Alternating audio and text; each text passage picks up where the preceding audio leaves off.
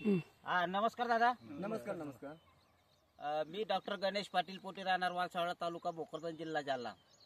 आज आपल्या शेतीला भेट देण्यासाठी सावंगी वरंगणे तालुका जाफराबाद येथील प्रगतशील शेतकरी आलेले आहेत. आपण या ठिकाणी कपाशीची लागवड केलेली आहे. त्यांना आपल्या कपाशीबद्दल काय वाटतं थोडक्यात मनोगत व्यक्त करतील. दादा, तुमचा परिचय द्या. नमस्कार, माझं नाव कैलास विनायक जगताप, राहणार सावंगी, तालुका जाफराबाद, जिल्हा जालना. आज दादाच्या शेतामध्ये आलो होतो. त्यांची यासाठी शेती पाहिली आम्ही आज. तर आज तण खूप दिसतंय शेतामध्ये. पण आता आम्ही जी पारंपरिक शेती करतो याच्यामध्ये आमच्या जवळजवळ 3 पाळ्या वखरणी झालेली आहे. 3दा फवारणी केली आम्ही. परंतु आज ही दादा सरकी पाहिली तर आमची सरकी आणि दादा सरकी यामध्ये खूप फरक आहे. येथून पाहू शकता, दादांनी यावर फक्त एकदा फवारणी केलेली आहे आणि त्यांनी उलाला मारलेलं आहे. तर आमच्या 3 फवारणी झालेलं आहे. तरी आमच्यावर मवा, तुडतुडा, हिरवा किडा आहेच. आणि हे कमी खर्चामध्ये न निंदता न खरचता तर अशी यासाठी शेती या ठिकाणी आम्ही पाहिलेली आहे. दादा, तुमचा परिचय द्या. माझं नाव दिलीप गुलाबराव वरगणे, राहणार सावंगी, तालुका जाफराबाद, जिल्हा जालना. आपल्याला यासाठी कपाशीबद्दल काय वाटतं बरं? दादा, तुमचं नाव, तुमचा परिचय द्या. बंडू पंढरनाथ आडावे, सावंगी. तुम्ही आता आपला कपाशीचा प्लॉट बघितलेला आहे, तर याबद्दल तुम्हाला काय वाटतं? यासाठी पद्धतीने आपण हा कपाशी प्लॉट केलेला आहे. फार छान झाडाची क्वालिटी चांगली आहे, त्याच्यावर रोगराई नाही आहे आणि कमी खर्चामध्ये निंदायचं काम नाही आहे, काही नाही आहे. त्याच्यामुळं आम्हाला यूट्यूबला पाहिलं होतं आणि डॉक्टर साहेबांच्या शेतात आम्हाला यायचंच होतं. तुम्ही आपले व्हिडिओ बघून आज तुमचे सर्व व्हिडिओ यूट्यूबला पाहिले होते अगोदर. तर आम्ही विचार केला, म्हणलं जवळचे आपल्या भोकरदन तालुक्यामध्ये आपण एक भेट देऊ म्हणलं. तर आज आम्ही प्रत्येक शेतामध्ये आलो. आता आम्ही 5 जण आलेलो इथं. आम्ही त्यांचं पूर्ण शेत पाहिलं, त्यांचा खर्च विचारला, त्यांनी केलेल्या फवारणी विचारल्या, त्या लागवडी खर्च विचारला. तर यामध्ये कोणताही खर्च झालेला नाही. आणि विशेष म्हणजे हे आता आपण जे शेत पाहतोय, आपण उभे आहे, हे 4 वर्ष अगोदर बेड काढलेलं आहे. म्हणजे नागरणी नाही, रोटेवटर नाही, वखरपाळी नाही, काहीच नाही. तर कमी खर्चामध्ये अशी क्वालिटी म्हणल्यावर एकदम छान उपक्रम या ठिकाणी आहे यासाठीचा. आणि अशी शेती केली तर खरोखर शेतकऱ्याला याचा फायदा होऊ शकतो. असं या ठिकाणी शेत पाहून मला असं वाटतंय. आता थोडं घाबरतं माणूस कशाला, हे तण जे दिसतं शेतामध्ये गाजर गवते, हे आपल्याला आवडत नाही. हे शेतामध्ये विशेष म्हणजे आपण जी पारंपरिक शेती करतो त्यामध्ये असं गवत दिसलं की कोणी म्हणाल बाबा शेतकऱ्याला हे निंदाचा त्याचा खर्च परवडत नाही, म्हणून आज शेतकरी म्हणून कोणतरी. पण आज या ठिकाणी आम्ही पाहिलं, स्वतः पाहिलं. आता जुने त्यांचं तुरीची खोडं येते या ठिकाणी, दाखवतो तुम्हाला मी. ही मागच्या वर्षी त्यांची तूर आहे.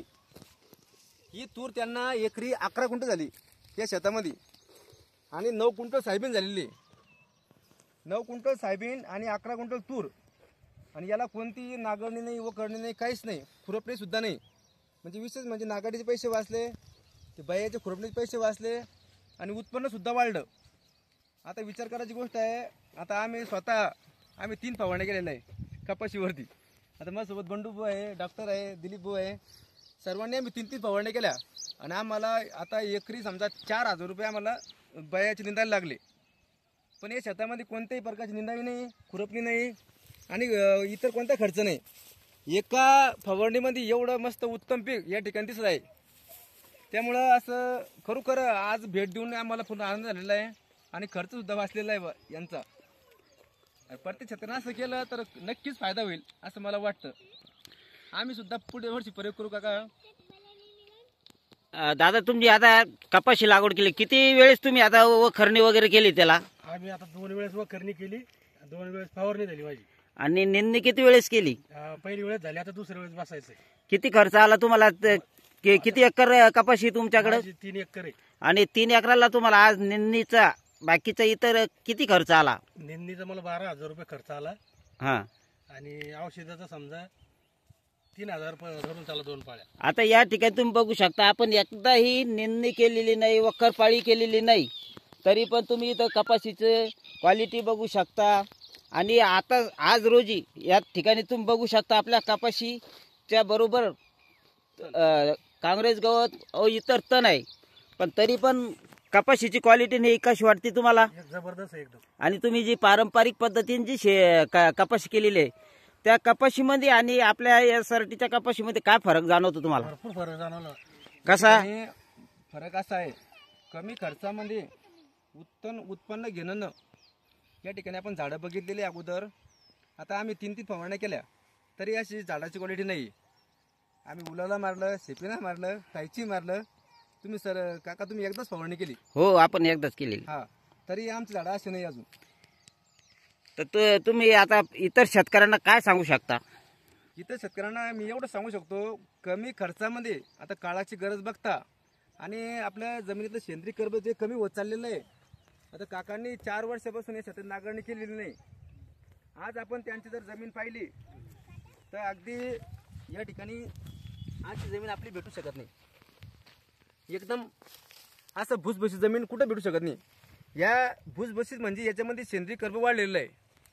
हे समजा आपल्या शेतकऱ्याला लक्ष देत नाही, पण जे जाणकार शेतकरी आहे त्यांना लक्ष देईल. जे झाडाचं समजा मोकळं बाहेर येतं, माती अशी भुसभुशीत असेल तर यातलं सेंद्रिय कर्ब समजा आपण जे म्हणतो ते वाढलेलं आहे. आणि अशी शेती केली तर कमी खर्चात जास्त उत्पन्न होईल. आणि विशेष म्हणजे जे आपला अवांतर खर्च जो आहे, मैलाचा निंदाई खुरपाई, त्याचा खर्च वाचतो. धन्यवाद दादा, तुम्ही आज वेळात वेळ काढून आमच्या शेतीला भेट दिल्याबद्दल मी तुमचा खूप खूप आभारी आहे. धन्यवाद.